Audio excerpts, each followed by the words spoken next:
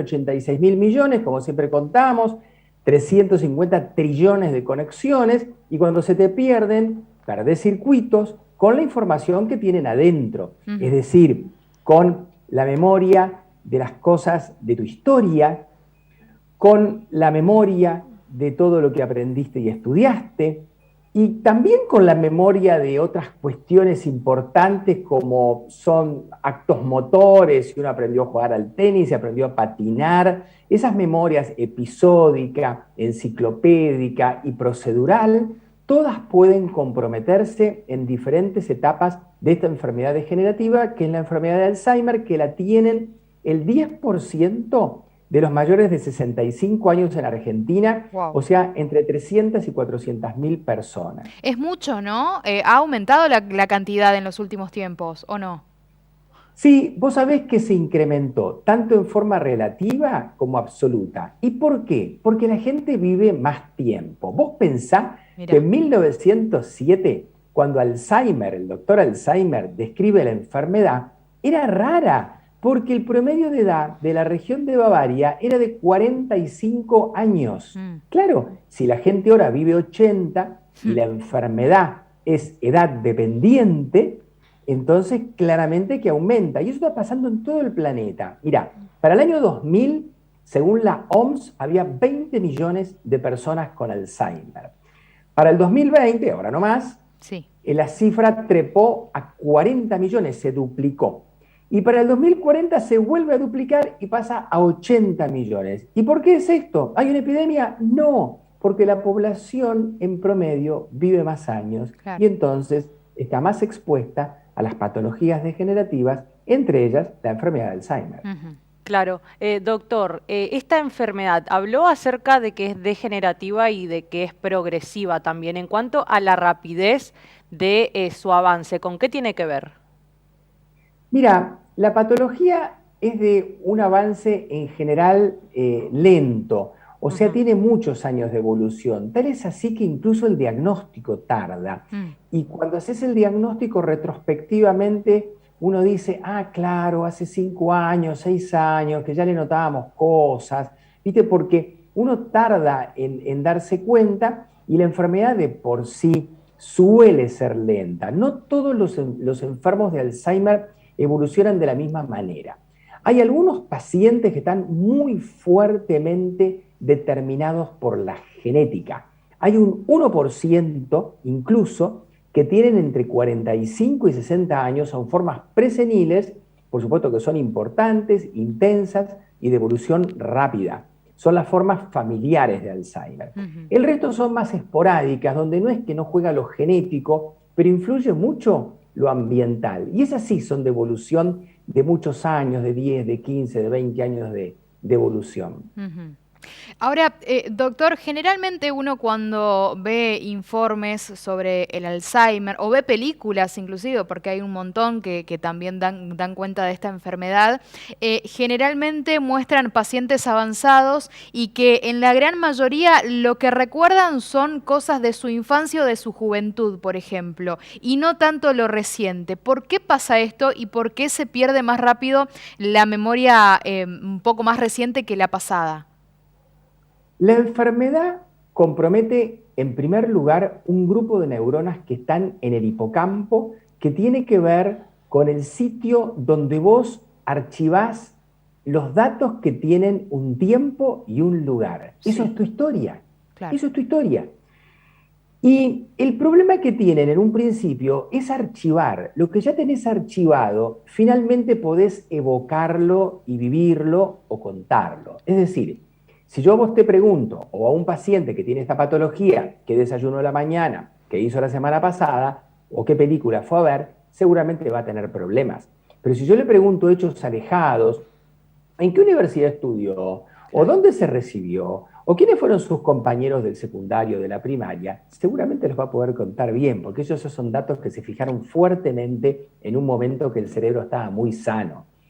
La otra memoria, que es distinta, es la que vos tenés cuando estudiás. Mm. Si vos, por ejemplo, estudiás historia, si estudiás, yo siempre doy como ejemplo, bueno, uno sabe que la Revolución Francesa fue en 1789, Sí. pero uno no lo vivió, uno lo estudió. Esa memoria dura bastante. Y es interesante porque las personas que son muy cultas y tienen mucho conocimiento, y tienen mucha reserva cognitiva, pueden disimular un montón la enfermedad de Alzheimer porque tienen muchos datos y esos datos tardan en perderse y tardan mucho más todavía la memoria procedural. Procedurales, por ejemplo, se aprende a jugar al tenis, al fútbol, a patinar. Eso tarda mucho. Finalmente, en las etapas avanzadas de la enfermedad de Alzheimer, todo se pierde. Pero al principio es como vos decís. Lo más lábil, lo primero que se nota es que las personas, los enfermos, tienen problemas para lo reciente y para la memoria de trabajo, para ingresar datos nuevos o para contar las cosas recientes. Por eso es que los test, las evaluaciones neurocognitivas, que quieren diagnosticar y saber si esa persona tiene Alzheimer, apuntan fundamentalmente a medir la memoria episódica. Bien, bien. Y doctor, en cuanto al tratamiento, si nos puede comentar de qué se trata y por otro lado, si es que hay consejos, tips o prácticas para que en este caso el Alzheimer pueda avanzar menos rápido. En cuanto a tratamiento, por un lado está todo lo preventivo, y lo preventivo tiene que ver con el estilo de vida, y allí juega tener actividad intelectual donde ingresas algo nuevo todos los días, algo original, y eso puede ser, por supuesto, cualquier actividad en la cual uses tu cerebro para pensar, desde un juego de ajedrez hasta estudiar un idioma, leer algo de historia y cualquier otro tipo de actividad cognitiva superior. Pero también es importante, y esto se vio en los últimos años, la actividad física. O sea, actividad física aeróbica, como caminar, por ejemplo, o hacer algún tipo de actividad como puede ser nadar, correr o bici. Actividad de movilidad, gimnasia de movilidad, incluso la gimnasia de esfuerzo, eso ayuda mucho. La actividad social, importantísimo.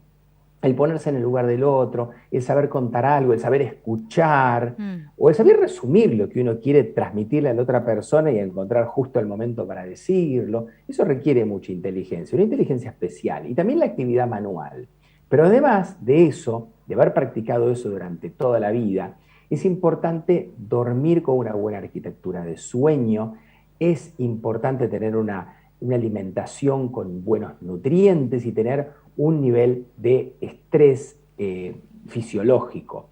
Para las personas que ya están enfermas, el acompañamiento, si tienen un buen grupo familiar, todo lo afectivo y evidentemente la actividad social, los va a ayudar muchísimo. Es fundamental tener una buena contención. Y también tener todo lo que decimos de actividad física, intelectual, social, manual. Todo eso es importante. Pero además ahí van a jugar los remedios. Y tener remedios hoy en día a la venta que te estimulan a las neuronas que están para que reemplacen en parte a las que no están. Es como que vos estimulás los neurotransmisores de los circuitos de la memoria, como la acetilcolina, como el glutamato, con determinados tipos de fármacos. En desarrollo hay otros tratamientos, pero todavía no están a la venta. Personalmente, nosotros trabajamos en un trabajo de investigación con anticuerpos monoclonales que removían una sustancia que perjudica a las neuronas y que las termina matando, que se llama beta-amiloide. Eso le limpiaba a los pacientes el 10% del beta-amiloide por año, lo seguimos durante 5 años y la enfermedad se lentificó un 30%. Eso fue o es una serie de datos importantes que creo que van a jugar en futuras investigaciones. Claro. Todavía no tenemos tratamientos concretos a la venta en la farmacia y que te cambien por completo el pronóstico. Hay también estudios genéticos donde vos podés estudiar determinados casos especiales con predisposición, pero todo eso va a estar bien articulado dentro de los próximos 10 años, incluso métodos más eficientes de diagnóstico. Mirá, al día de hoy, nosotros para tener la certeza de que ese paciente tiene Alzheimer, además de los estudios comunes de los laboratorios, de los consultorios, les haces un PET, que es una tomografía por emisión de positrones con una sustancia radioactiva que pinta lo que se deposita entre las neuronas, que es el beta-amiloide. Lo medís en el líquido cefalorraquídeo haciendo una punción lumbar. Pero están ya en desarrollo test en sangre, muchísimo más cómodos, que en breve van a salir. Todo esto, como te decía, va a estar listo seguramente dentro de los próximos 10 años y vamos a tener un cambio muy importante en la enfermedad de Alzheimer y calculo que después en otras enfermedades degenerativas que son parecidas, que tienen una Claro. mecánica semejante. Qué bueno cómo se está avanzando con toda la investigación de una enfermedad que para muchos era como que, bueno, ya está, ya no va a haber ningún tipo de solución como para ralentizar, si se quiere, la enfermedad. Y bueno, estamos viendo que sí, que se está estudiando. Ahora, mientras, doctor, ¿cómo hacemos para, por ejemplo, identificar o diferenciar, si se quiere, el principio o los primeros síntomas de Alzheimer de los olvidos, por decirlo así, de la misma edad adulta? ¿Hay una Bueno, manera? algo que es interesante es pensar que los olvidos muchas veces no son completos. Está el olvido benigno y está el olvido patológico. El olvido benigno es cuando vos decís este nombre o esta persona o esto que yo sabía y al rato te viene a la memoria, lo lográs evocar, lo lográs traer. No se te había perdido. Lo que vos tenías era un acceso más dificultoso o más lento de ese dato dentro de tu cerebro.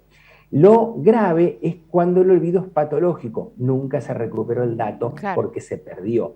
En general, los pacientes con Alzheimer tienen olvidos patológicos que nunca se recuperan y hay otros cuadros que son distintos que tienen olvidos benignos. Ese es un dato importante, pero uno tiene que prestar atención a los familiares cercanos, Sí, en general uno le va a prestar atención a quienes están una generación arriba, si han tenido episodios de desorientación espacial en la calle que no son habituales, claro. o no reconocen a determinadas personas en algunas circunstancias, fallan en el trabajo, están muy distraídos, guardan objetos en lugares equivocados. Uno tiene que estar atento. Ujú. ¿Por qué? Porque el que tiene olvido benigno viene muy asustado al consultorio, se evalúa y en general le da todo bien.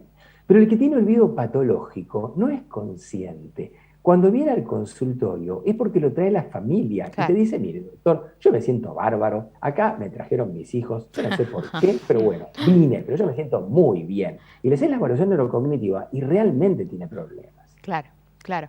Doctor, una última pregunta y ya lo dejamos seguir trabajando. Justamente con esto me vino a la mente el hecho o el tema de lo hereditario. Si hay una familia, una persona dentro de la familia que tiene o tuvo Alzheimer, puede que directamente la generación siguiente o de la misma generación pueda llegar a tener, o no es necesario que así se presente. Hay como un abanico, como un grado de intensidades o de mayor predisposición. La realidad es que si tenés uno o dos integrantes de la familia con Alzheimer, la chance se incrementa estadísticamente. Eso no significa que uno necesariamente vaya a tener la enfermedad Bien. o que vaya a tener esas formas familiares de rápida progresión. Es que hay muchos tipos de genes. Se están desarrollando paneles genéticos, pero con gran cantidad de genes para poder clasificar a los diferentes tipos de Alzheimer. Eso también va a estar en el futuro. Ujú. Cuando tenés familiares en estas circunstancias y la persona que consulta tiene algunos síntomas, y sí, claro, tiene que evaluarse, tiene que hacer una evaluación neurocognitiva, tiene que hacerse una resonancia magnética del cerebro y una buena rutina de laboratorio. Mira que a veces te encontrás con que la hormona tiroidea no funciona bien, Claro. o tenés bajas las vitaminas. Hay otras razones para poder tener trastornos de la memoria. Por supuesto que también puede haber fallas circulatorias.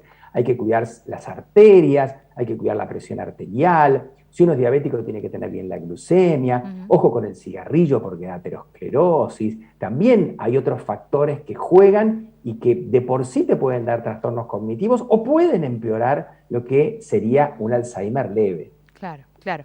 Doctor Alejandro Anderson, como siempre, un gran gusto charlar con usted. Nosotros estaríamos toda la tarde charlando de un montón de cosas, pero bueno, usted tiene que seguir trabajando y el programa tiene que continuar con otra información, así que le agradecemos muchísimo por el tiempo y por la explicación siempre tan sencilla y tan amena.